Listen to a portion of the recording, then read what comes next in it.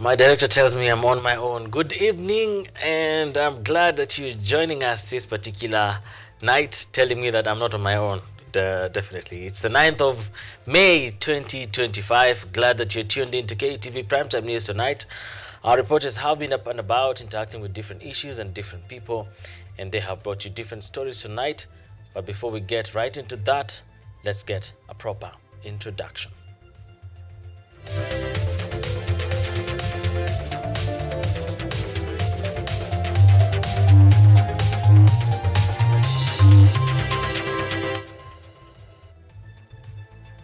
This is KUTV Primetime News with Mutegi K. Martin. And Sami Okello joins us in the sign language interpretation tonight. Welcome to the broadcast.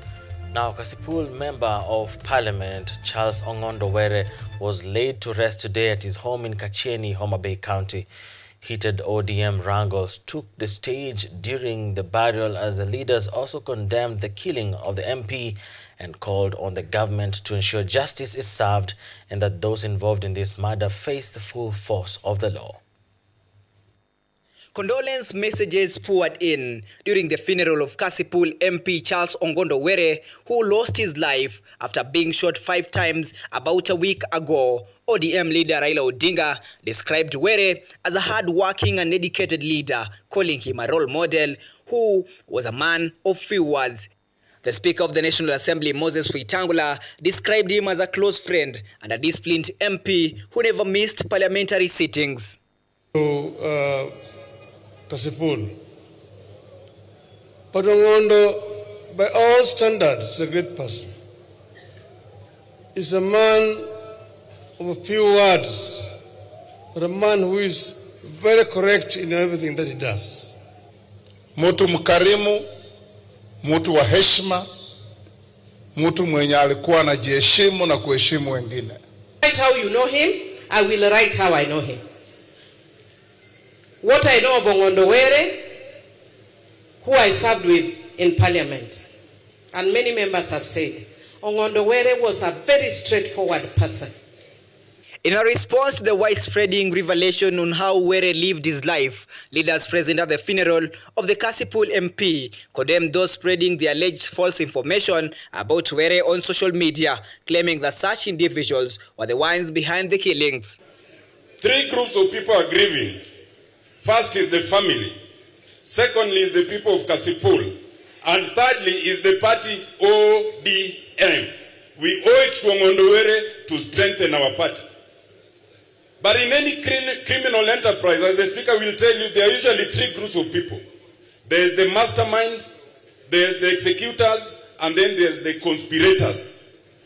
We know the government has started work, but we want to see all the 3 groups brought to book.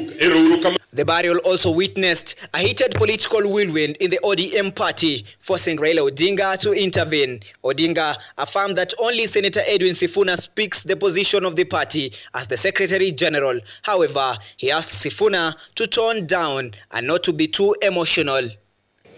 But the political party itself must have a firm stand on a particular issue. And that's why people can talk this way and this way. Ultimately, there's an official position that will be articulated by the party. And the spokesman of the party is usually the Secretary General, Mr. Sifuna. When Mr. Sifuna speaks, he's speaking on behalf of the party.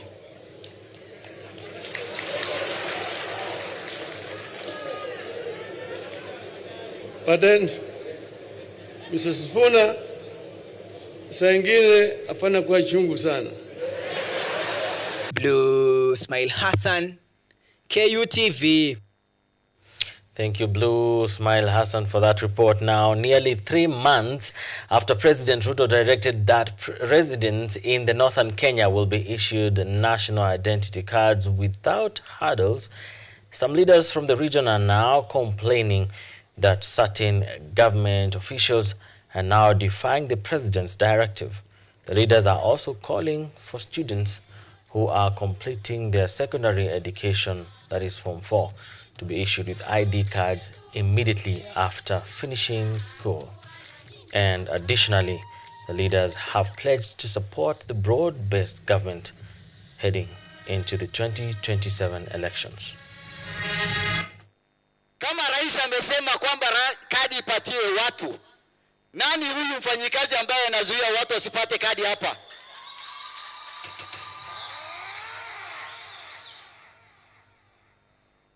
Ile ni kukataza rais yetu asipate kura.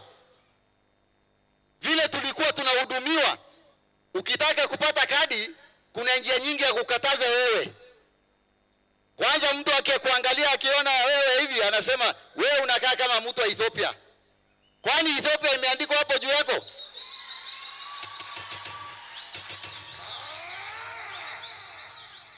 Ama umeshika hiyo mtu akiwa na ID card ya Ethiopia ndio unasema yeye ni mtu wa Ethiopia? Saa zingine wanasema wanaangalia hii vaccination ya TB, BCG. Ati kama una hii, wewe sio Mkenya. Kama wewe hujapata hiyo matibabu, nani alikwambia wewe si Kenya? Is it part of identification? Sasa watu wanakatazwa hapa kwa sababu mtu hana BCG. Utawala gani bado inatufuata? Na rais amesema kwamba hakuna maneno kama hiyo. Tafadhali naomba, Mheshimiwa Rasa uko hapa, Mheshimiwa Naomi uko hapa, waje tuchukue hatua. Yule anakataza mtu kadi hapo, tunataka kusikia amewekwa jela. Hakuna mambo ingine. Maana huyo ndio adui wa rais wetu William Samoei Ruto. And 1 week after a deadly ambush in Boni Forest, where 5 police officers were killed and 8 others injured by Al-Shabaab militants, Kenya Interior Cabinet Secretary Kipchumba Murkomen has assured the country of heightened security measures. The attack in Rakei, Lamu County, underscored the persistent threat posed by the terror group. Murkomen's remarks come amid following concerns, especially along Kenya's border regions.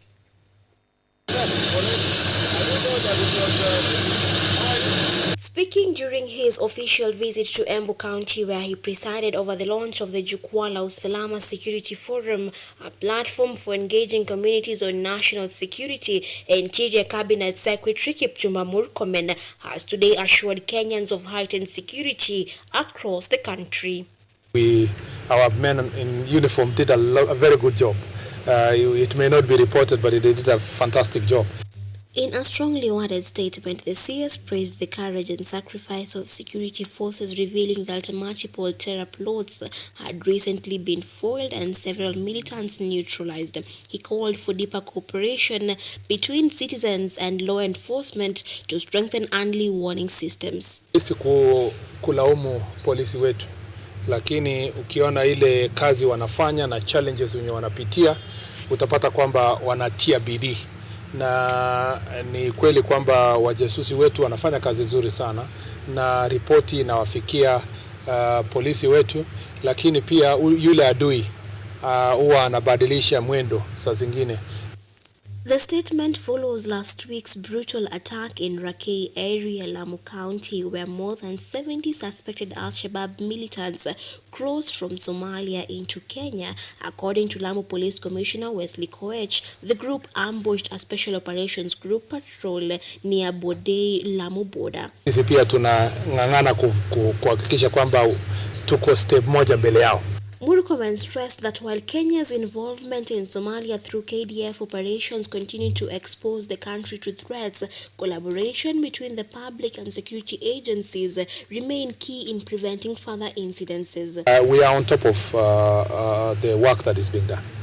Kenyans have been urged to remain vigilant and work closely with authorities as the government intensifies its fight against terrorism.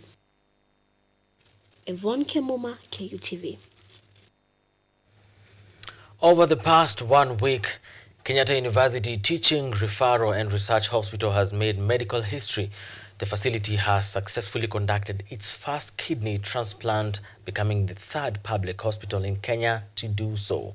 The development marks another step in the country's journey towards strengthening specialist care locally and easing the burden of costly medical travel abroad.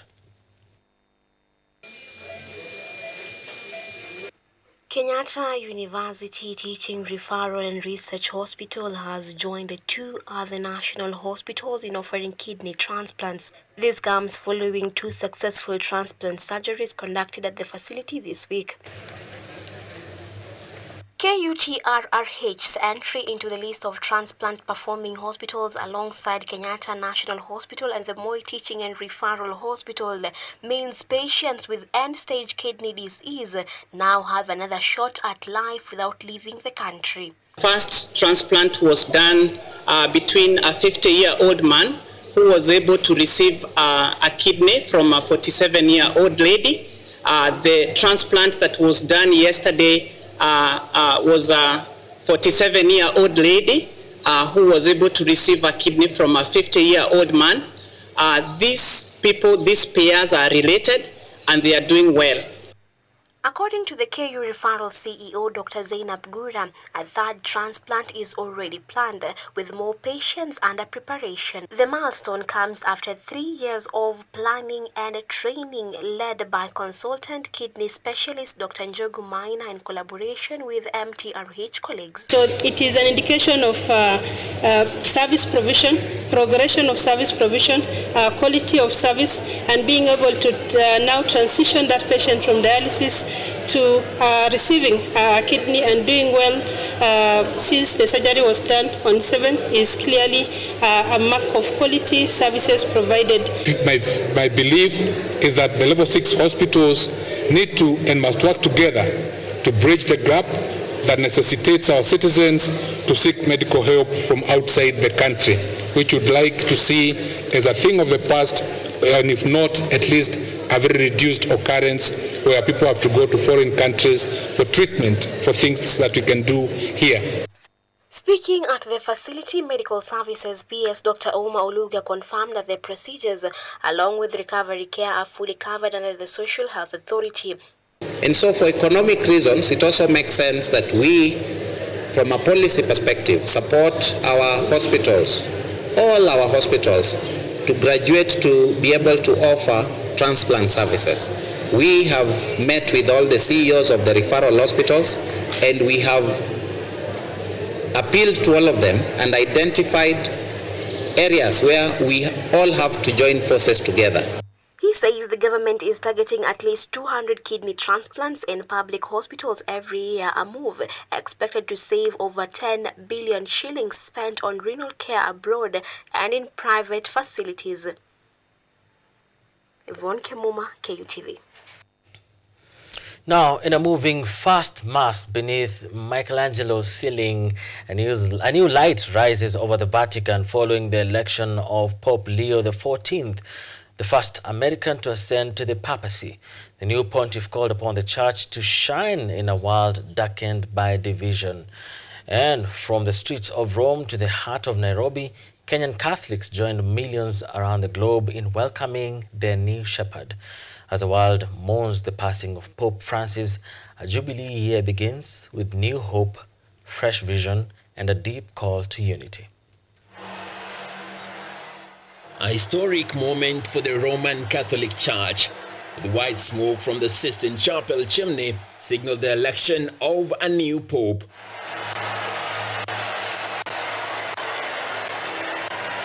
Leo XIV. In a swift conclave lasting less than 26 hours, Cardinal Robert Francis Prevost of the United States has become the 267th successor of St. Peter and the first American to hold the papacy. And in the grandeur of the Sistine Chapel, beneath Michelangelo's timeless frescoes, Pope Leo XIV celebrated his first Mass.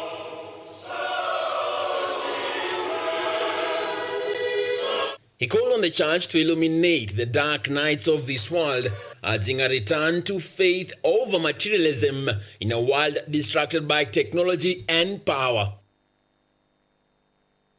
Repeat the words from the responsorial psalm. I will sing a new song to the Lord because he has done marvels. And indeed, not just with me, but with all of us, my brother cardinals, as we celebrate this morning, I invite you to recognize the marvels that the Lord has done, the blessings that the Lord continues to pour out upon all of us. Aged 69, the former missionary spent decades in Peru, blending North American roots with deep Latin American ties. A member of the Order of St. Augustine, Pope Leo has championed social justice, environmental action, and inclusion, echoing the legacy of the beloved Pope Francis. Through the ministry of Peter, you have called me to carry that cross and to be blessed with that mission. And I know I can rely on each and every one of you to walk with me as we continue as a church, as a community of friends of Jesus, as believers, to announce. His predecessor, Pope Francis, passed away on Easter Monday at 88. In his first words, Pope Leo XIV paid homage, saying, "We will hear the weak but courageous voice of Pope Francis, who blessed us." And the wall of the city had 12 foundations, and on them were the 12 names of Kenyan faithful have welcomed the 69-year-old pontiff.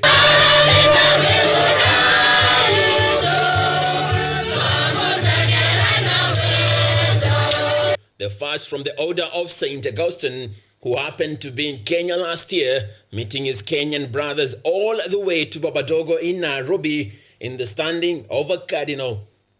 Furahia sana hata leo kwa jumuiya ya Blessed Irene Mudhurwa tuko na baraka tele kwa sababu siku ya leo ni siku ya kwanza ya Pope Leo 14 kuwa pope wetu mwingine mpya.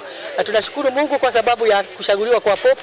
Na tuliona ni Mungu alitenda maajabu kwa sababu hata haikufika siku 5, ilifika siku 4 na tukaweza kupata pope. Unknowingly, within the sands of time, he would walk into the new year with a new experience for himself and the Catholic Church.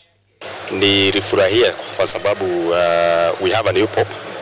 Na at least there are some changes in terms of where the pope comes from. Nasikia poa though bado tuko na uchungu ya pope mwenye alitoka, but nasikia poa. And I hope ataunganisha watu wa Kenya na wataleta peace kwa worldwide. For this one, I also expect the same because his presence must be felt by at least wale watu wa chini kabisa. So I expect him to continue with whatever the previous pope has been doing.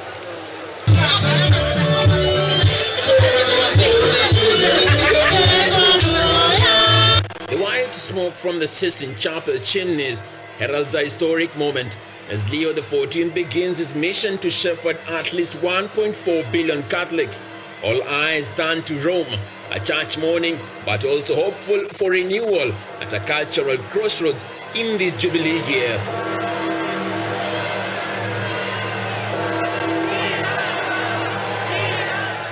Na expect tutembele. Emmanuel Kutosi, KUTV.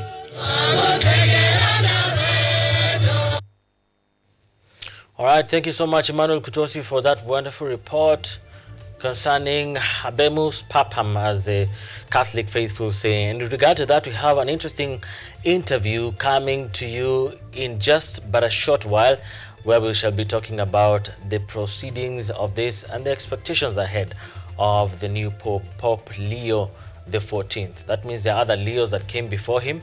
Maybe our guest will mention a few of those.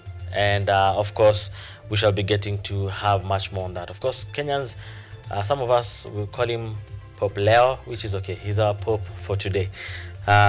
Before we have that particular conversation, allow us to take you to a different story where now President Ruto has called on the United Nations Educational, Scientific and Cultural Organization, UNESCO, to review the disparities on inherited concepts of authenticities that often give priority to material forms of Africa's dynamic, community-rooted and spiritually inspired heritage.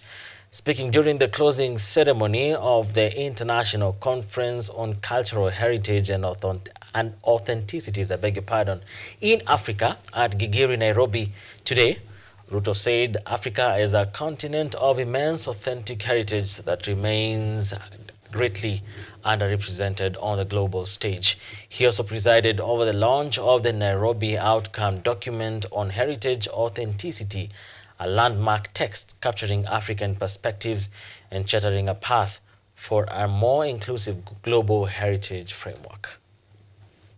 As we bring this landmark 4-day international conference on cultural heritage and authenticity in Africa to a close, I extend my very sincere gratitude to the governments of Japan and France, as well as the Africa World Heritage Fund. The Heritage and Authenticity in Africa Conference was a key turning point for the African heritage. It shall go down in the annals of history that the turning point happened on the Kenyan soil, the cradle of humankind. I'm therefore very proud that the African continent highly esteemed Kenya with this task of hosting the critical redefinition of authenticity. It will not on its own result in an increased number of sites on the World Heritage List. As an organization with almost 20 years of experience, having invested over 20 million United States dollars in capacity building and financing of heritage, and trained almost 2,000 African professionals. 27 minutes past the top of the hour, time for us to take our very fast break right here on KUTV Primetime News tonight. When we come back, that interesting conversation on Pope Leo XIV is up next, and we shall be having that right here. Father Dan Malay is with us in the building virtually, and we shall be having that conversation in just for a few. Keep it here.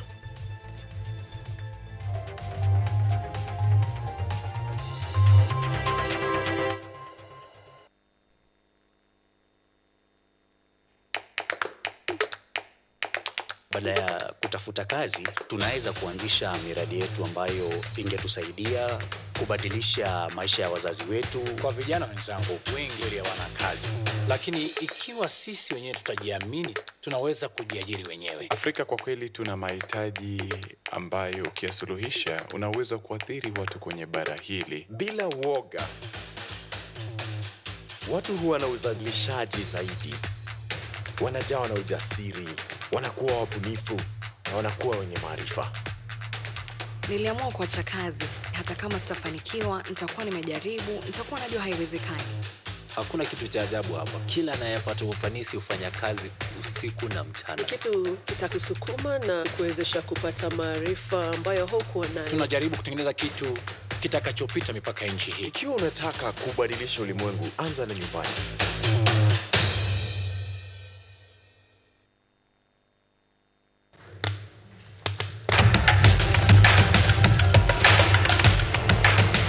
Access to knowledge, solution to unanswered questions.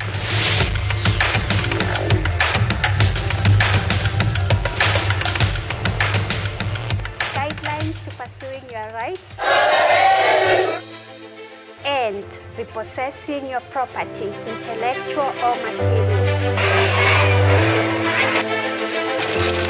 This and more only on Law Matters.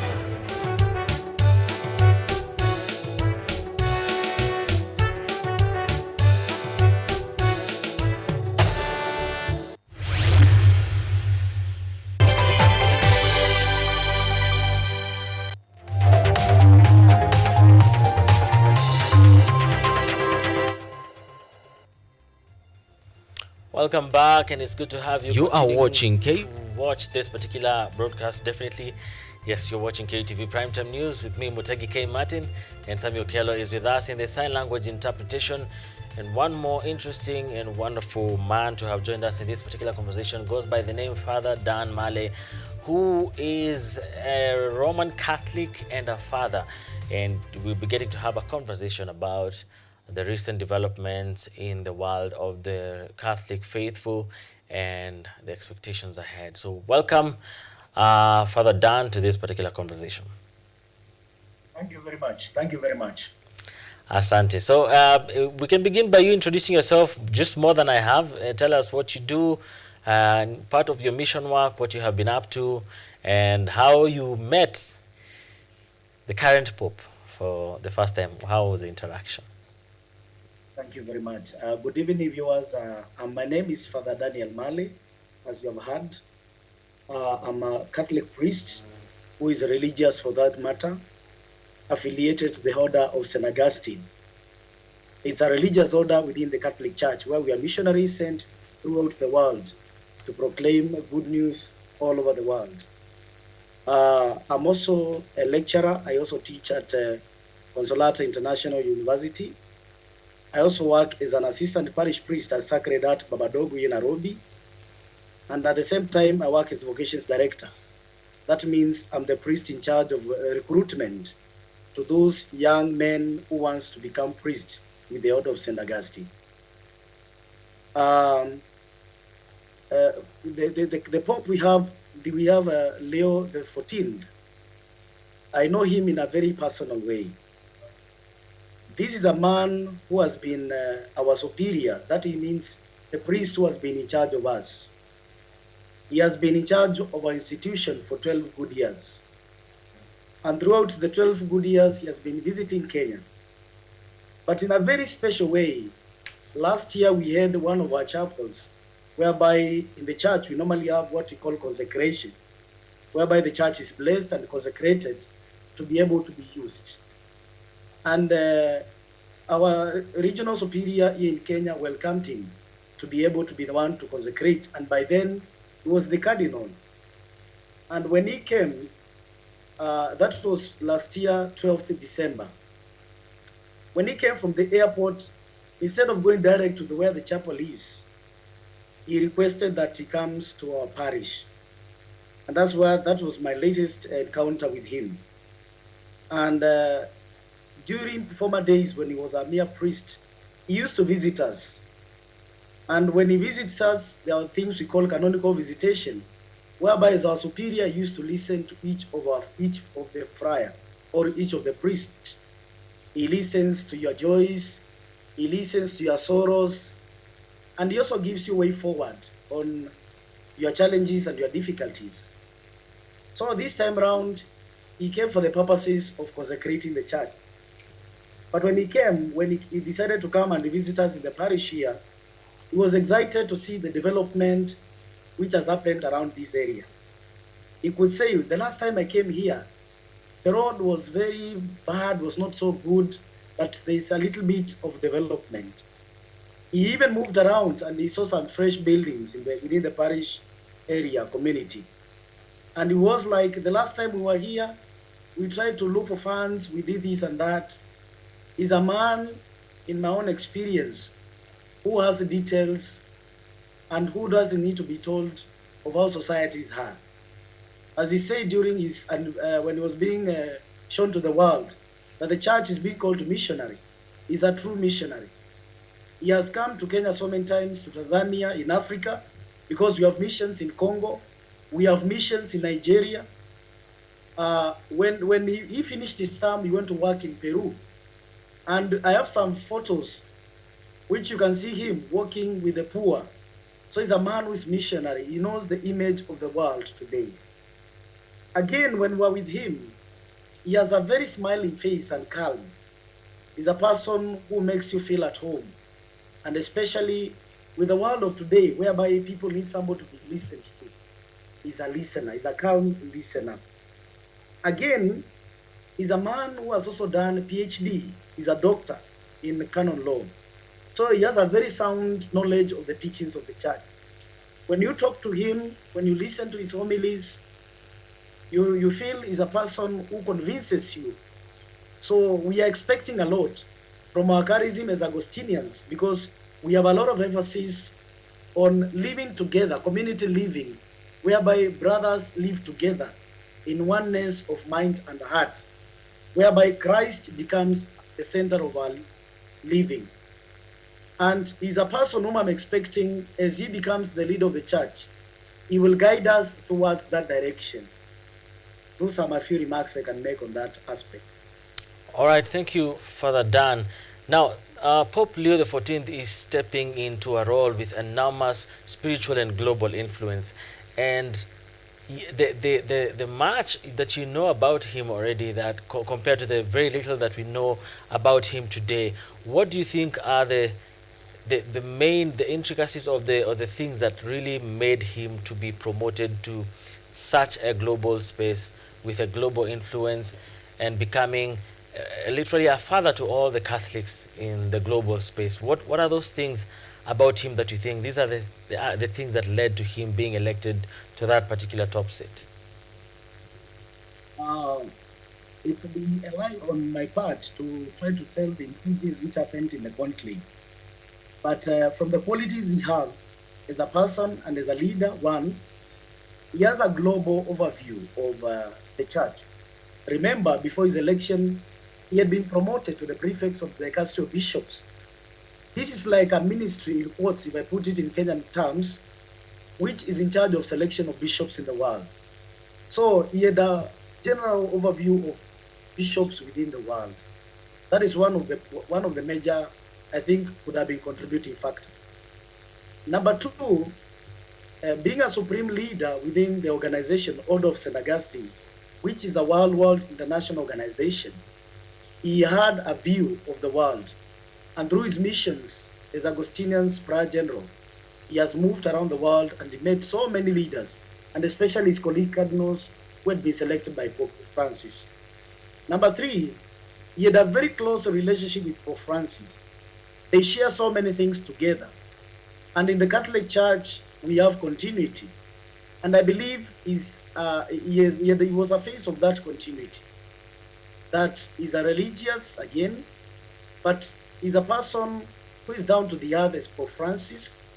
He's also a person who demonstrated that he's also able to go to the margins as Pope Francis, whereby he encouraged her to smell like the sheep. And looking at the name he also picked can also tell you a lot. Pope Leo the 14th.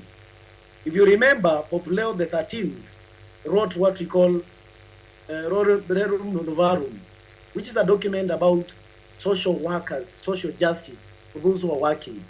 So he's also a person who is concerned about the people, those who are working, and is able to go down to the lowest in the society. I think those are aspects which tell about his heart. He's an empathetic father. And I think those qualities everybody else would be attracted to. I think those are the qualities which probably attracted the cardinals to elect him. All right, thank you. When you mentioned some of the things that are in common, just on a light note, in common between the Pope today and the predecessor, I was glad to notice and to take note a few hours ago that actually part of his birth names, or Francis appears in his name. So he's before Prevost name appears. Most people actually don't know that there's a Francis in between. But that's on a light note. You mentioned about social justice and something that was really profoundly associated with Pope Francis the late. And as Pope Leo comes in, what do you feel that he should do in terms of continuing the legacy of social justice and maybe other issues like climate change, which are global issues that we look to global leaders to solve in one way or the other? Issues like modernization, even to add on. What do you think these priests should be able to do to counter some of the world problems we have today? As you have rightly indicated, Pope Leo the 14th, after seeing what he has done, he will bring a lot of continuity on climate change. It's an aspect which is very passionate about, the way I know him. The second aspect is something which happened in the United States government recently. And he questioned, is US government empathetic with the feelings of the people it's deporting? Integration of the world. I feel is a Pope who is going to emphasize much on integration, whereby people are being called to live together as brothers and sisters with common home, common ancestry, and with a common future.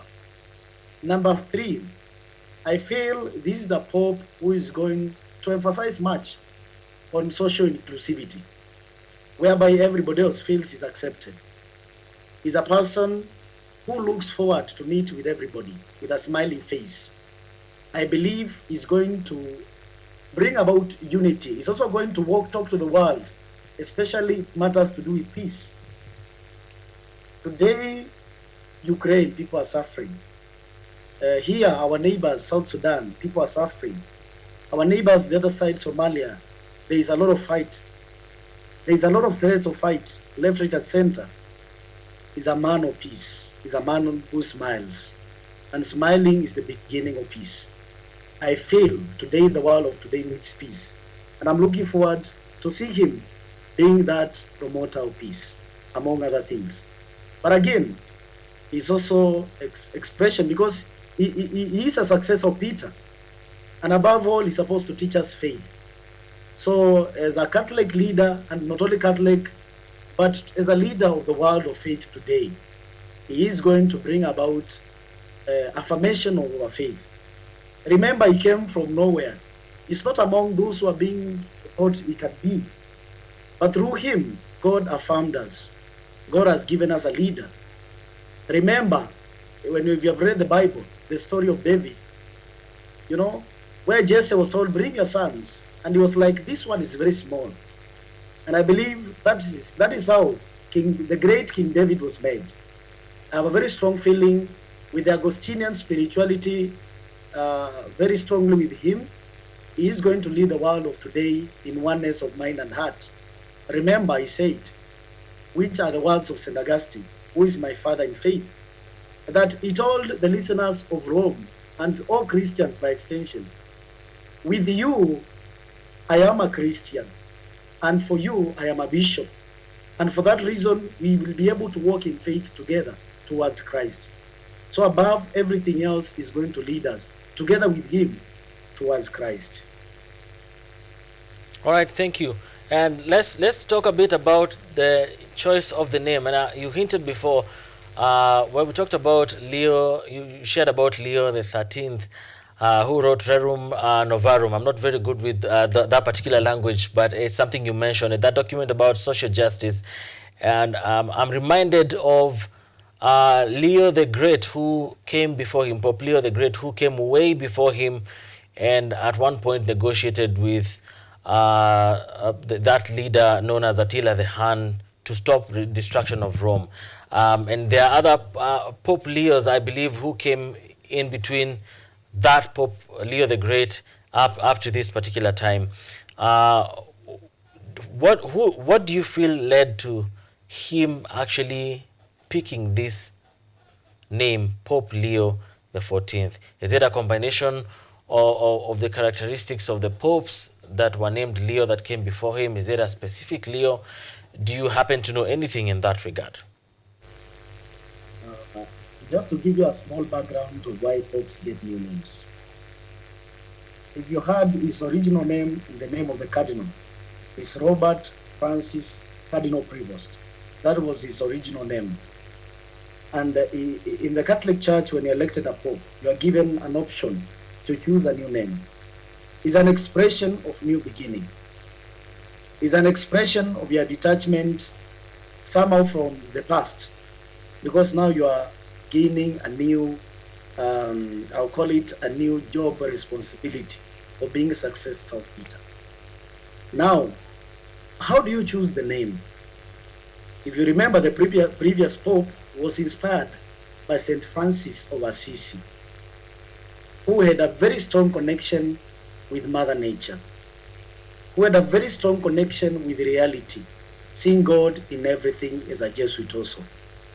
Here we get a new pope who chooses Leo. As you had alluded to, choosing Leo has an aspect to do with other popes who are called Leo. And I wasn't in his mind, but I have a very strong feeling that he chose after Leo the 13th. And Leo the 13th is more of continuation of that spirit, which for me is a completion of what Pope Francis had advocated for. It's more of continuation also of Pope Francis, whereby it is not only the nature, but also we look at the human beings. If you have rightly said, Leo the Great negotiated cessation of destruction of Rome. You know, destruction of Rome. Why? Human beings are there. When Rome is destroyed, life is destroyed. When social justice is not upheld, life is destroyed. When jobs are not taken care, lives are destroyed. When young men and children go to school, there's no jobs. When people go to work and they're not paid well, social justice, we talk about life being destroyed. I believe it was inspired by the challenges of the world today. Environment, destruction of life. Violence, destruction of life. So it is question of he feels he's there to affirm life and continuation of life. All right, thank you, Father. Even as we get ready to release you, thank you so much for your time. I just want, in 20 seconds, away from yourself, because you have really interacted with Pope Leo the 14th on a close and a personal level. There are other Catholic faithful on ground, and especially in Kenya, and of course, I know you're in touch with other leaders across the world. Any surprise reaction with this particular election and the outcome of the voting, and what are people saying on the ground? Are there any surprise reactions to this? Today as I was moving around, people have been calling me, oh, friend of the Pope, so many other things. When I moved around by Christians in the morning, I had morning mass with them. They were very happy. They are saying, we never knew God gives, they move around where we are. They never believed that man who came around celebrated mass with them as a priest, the other day passed around as a cardinal, would eventually come out of the window there and be the Pope. We have realized that, and the feeling I have, and from them, is that the genuinity and Christian living is on being simple. Let us not expect supernatural things. Christianity is not based on miracles. Christianity is based on resurrection. Christ who resurrected. Christianity is based on love, giving food to the hungry, clothing the naked, visiting the sick. These simple things we do every day, telling somebody good morning. For example, how would I have known that when I was with him, talking with him, we even took tea together, even used my arm to celebrate Mass, because he said we are the same size. I never knew that simplicity is where we shall get hope from. So I've discovered simplicity, and that's what my Christians are doing. Amazing. What a way to end this conversation. Thank you so much, Father Dan Male, for giving us a preview on the life of this particular amazing man that has been selected, the first American Pope to be elected as Pope, of course, of the Roman faithful across the world, Pope Leo the 14th. Thank you so much, Father Dan, for sharing with us these particular insights. Thank you so much for your time. Thank you. Thank you. All right, we've come to the end of that particular conversation. We shall be keeping you informed on what is happening, even as this particular issue continues to develop, and as Christian faithful across the world continue to welcome and celebrate this leader who has been given the responsibility to continue in the footsteps of others that came before him, including the very first Pope believed to be the Apostle Peter. Now we move on back to our bulletin, and we go back to political matters, where Wiper leader Kalonzo Musyoka was in Munuve's burial, and let's take a look at that report. Ana hasira za Mungu zaweza nyakua wewe saa hii. Mmoja wetu, tumbarikie, tuongoze, tuonyeshe njia zako, wache tufuate njia. Si yako, ni ya Mungu. Hii dunia mbele mwenzako ni ya Mungu. Na atakalia kiti au kabilio, na hakuna Mungu ya kusaidia, na huko ni milele na milele. Mungu atusaidie, tuamue leo. Ngana kundwana. Za mbinguni, tulinza hii familia, tulinza kanisa, tulinza watu wote Nairobi County, na kila mmoja ajue mada ya kwamba ana hasira za Mungu zaweza nyakua wewe saa hii. Mmoja wetu, tumbarikie, tuongoze, tuonyeshe njia zako, wache tufuate njia si yako, ni ya Mungu.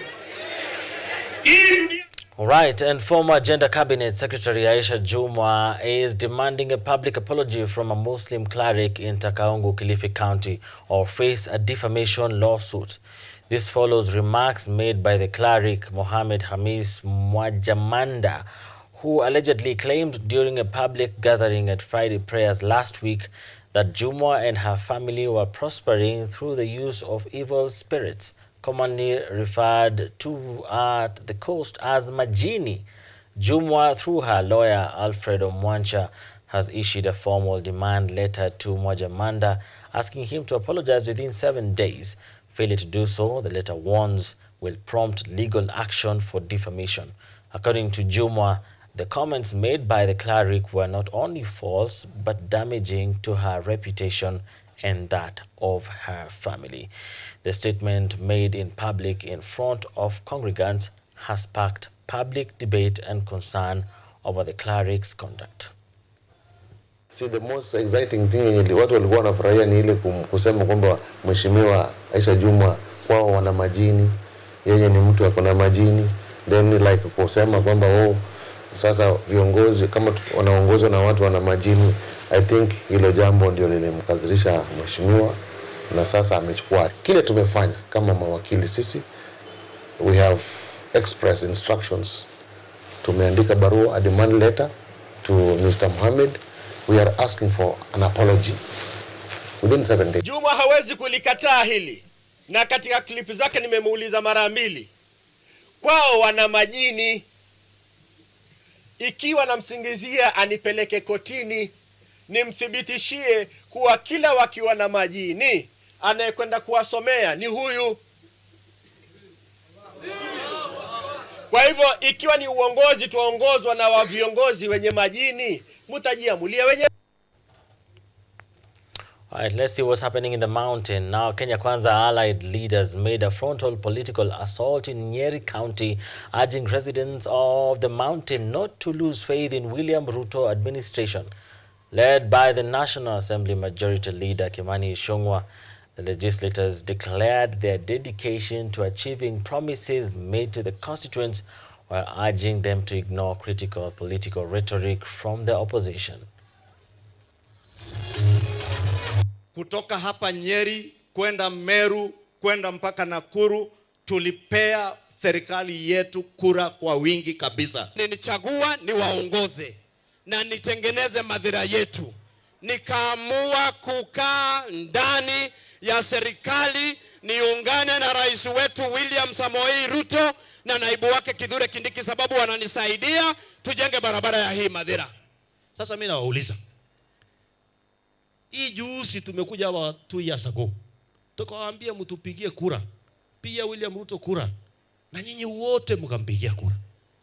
Hajamaliza mwaka 2, mnasikia wengine wanasema hapana, huyo mtu ni muongo. Yule mtu anapata shida ni nyinyi huku mashinani, lakini tukifanya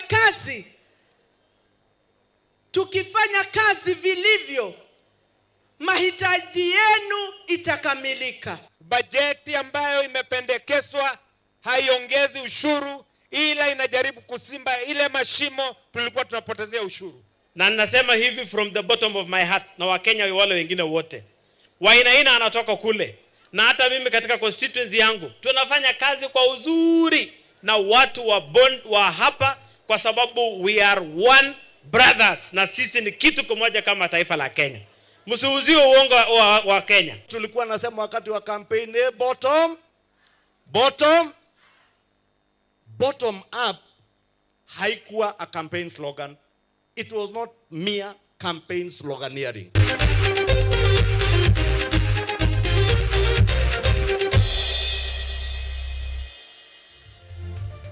From politics to sports. Now, triple Olympic and reigning 1500-meter world champion Faith Kipyegon will take part in the 1500 meters at the Prefontaine Classic in Eugene on July 5th this year. The four-time world champion returns to familiar territory, having won 6 times at Hayward Field over the years, including the Diamond League final in 2023. Kipyegon will face stiff competition from 2024 Paris Olympics silver medalist Jessica Hall of Australia and Georgia Bell from Great Britain. The Kenyan sensation launched her Diamond League campaign with a bang in Xiamen on April 26th, where she narrowly missed out on a 1,000-meter world record at the season opener in China, clocking 2 minutes 29.21 seconds.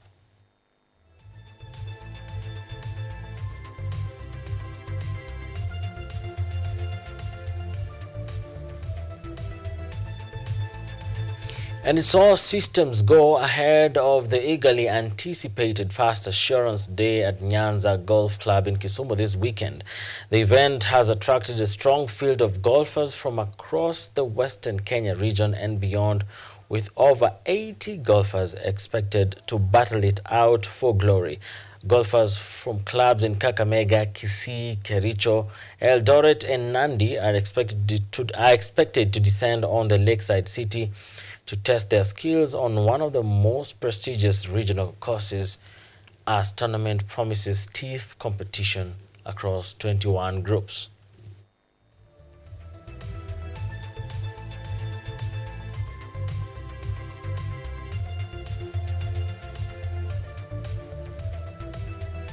And Manchester United booked Europa League final place after a well-deserved win against Athletic Club. Manchester United came from a goal behind to win the match with a 4-1 victory. Mason Mount, with brilliant second-half double, brought back the Red Devils' energy, with Casemiro and Rasmus Højlund also getting into the score sheet. And meanwhile, Chelsea and Tottenham secure crucial wins in their respective matches, both securing final spots in the Conference League and Europa League respectively. Europa League finals scheduled on 21st May, with Conference League to be played on 28th May.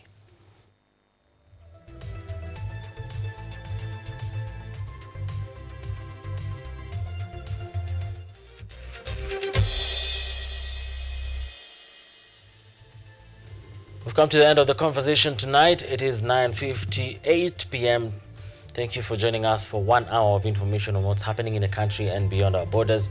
Our sign language interpreter goes by the name Sami Okello. My name is Mutegi K. Martin. Good night.